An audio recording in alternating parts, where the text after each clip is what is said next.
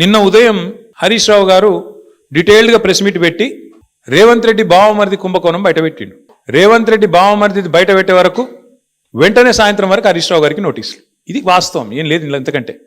నిజంగానే హరీష్ రావు గారు నిన్న చెప్పింది తప్పైతే, నిన్న ఉదయం ప్రెస్ మీట్లో హరీష్ రావు గారు చెప్పింది తప్పైతే సింగరేణి సంస్థను సంబంధిత అధికారులు బాధ్యులైన మంత్రి గారో లేదా ముఖ్యమంత్రి గారో ఈ పాటికి తప్పు వారు చెప్పింది ఇది వాస్తవం అని చెప్పాలి కదా. చెప్పారా? 24 గంటలు అయిపోయింది. ఎందుకు మాట్లాడలేదు? ఎందుకు ఒక్క స్పందన లేదు? ఎందుకు ఒక్కరంటే ఒక్కరు? కాంగ్రెస్ కుంభకోణాలు బయటపెట్టిన ప్రతిసారి ఇదే డైవర్షన్ గేమ్లు, ఇదే రకమైన డ్రామాలు వీళ్ళకి అలవాటుగా మారిపోయింది. సింగరేణి టెండర్లలో ఇవాళ నేను ఆధారాలతో సహా మీ ముందు బయటపెట్టబోతా ఉన్నా. స్పష్టంగా రేవంత్ రెడ్డి గారి బావమరిది కోసం ఆయనని కింగ్ పిన్గా చేసి, సృజన్ రెడ్డి అనే వ్యక్తిని కింగ్ పిన్గా చేసి ఆయన చుట్టూ ఇవాళ మొత్తం ఆ టెండర్లన్నీ రిగ్గింగ్ చేసి మొత్తానికి 9 టెండర్లు ఇప్పటికే పూర్తి చేసినారు. మీకు ఈ విషయంలో ఒక చిన్న అవగాహన ఉండాలి కాబట్టి ఒక చిన్న విషయం చెప్తాను. మేము గతంలో దాదాపు 10 ఏళ్ళు అధికారంలో ఉన్నాం. సింగరేణి సంస్థలో కేసీఆర్ గవర్నమెంట్ ఉన్నప్పుడు ఎన్నడూ రాజకీయ జోక్యం లేదు, ఎన్నడూ ఇట్లాంటి దిక్కుమాలిన కార్యక్రమాలు లేవు, ఈ పైసల ఆలోచన లేదు. అందుకే నీట్గా కంపెనీ నడిచింది. వేలాది మంది కార్మికులకు అద్భుతమైన బోనస్లు ఇచ్చినాం, 30%, 35% బోనస్లు ఇచ్చినాం. సంస్థ బాగు కోసం ఆలోచించినాము, సంస్థను లాభాల్లోకి తీసుకొని పోయే ప్రయత్నం చేసినాం. వేల మంది కార్మికుల వాళ్ళని సంరక్షించడం, వాళ్ళకి ఇచ్చిన వాగ్దానాలు నెరవేర్చడమే లక్ష్యంగా మేము పనిచేసినాం. అందుకే ఆ రోజు సింగరేణి సంస్థలో ఏదైనా టెండర్ పిలిస్తే ఎస్టిమేటెడ్ వాల్యూ కంటే మైనస్లో పోయేది టెండర్.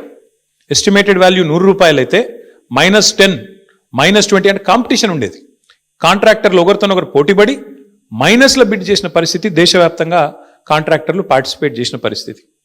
వీళ్ళు సింగరేణిని ఒక బంగారు బాతులాగా చూసి దీనిలో ఎట్లా డబ్బులు సంపాదించాలని ఆలోచన చేసి ఒక కొత్త విధానం, ఒక కొత్త నిబంధన తీసుకొని వచ్చినారు. ఆ నిబంధన ఏందయ్యా అంటే, ఎందుకంటే సింగరేణి దక్షిణ భారతదేశంలోనే అతిపెద్ద కోల్ బ్లాక్, భారతదేశంలోనే అతిపెద్ద కోల్ బ్లాక్స్లో ఒకటి.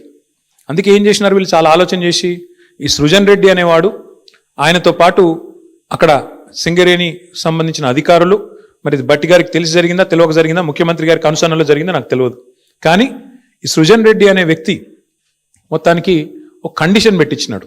ఏమని?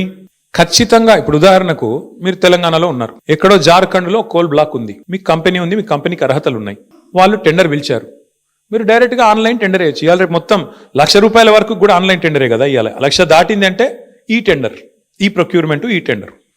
అట్లాంటప్పుడు వేల కోట్లు, వందల కోట్లతో ముడిపడ్డ కోల్ బ్లాక్లలో వీళ్ళు ఎంత పనికిమాలిన నిబంధన పెట్టారంటే, మీరు బిడ్ చేయాలంటే, మీరు పార్టిసిపేట్ చేయాలంటే టెండర్లో మీరు ఇక్కడ బిడ్ వేయాలి అంటేనే మీరు సైటుకు స్వయంగా వచ్చి సైటు విజిట్ చేసినట్టు సర్టిఫికేట్ తీసుకోవాలి సింగరేణి దగ్గర అని పెట్టినారు.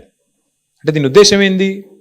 ప్రపంచంలో ఇప్పుడు ఆస్ట్రేలియా వాడు ఉంటాడు, అమెరికా వాడు ఉంటాడు, వాడు సింగరేణి బిడ్లో పార్టిసిపేట్ చేయాలంటే వాడు స్వయంగా రావాలా, వచ్చి సింగరేణి అధికారులను కాలు పట్టుకొని, వాళ్ళని వేలు పట్టుకొని బతిమలాడి ఆ సర్టిఫికేట్ తీసుకోవాలి, సైట్ విజిట్ చేసినా అని. వీళ్ళు ఏం చేస్తున్నారు?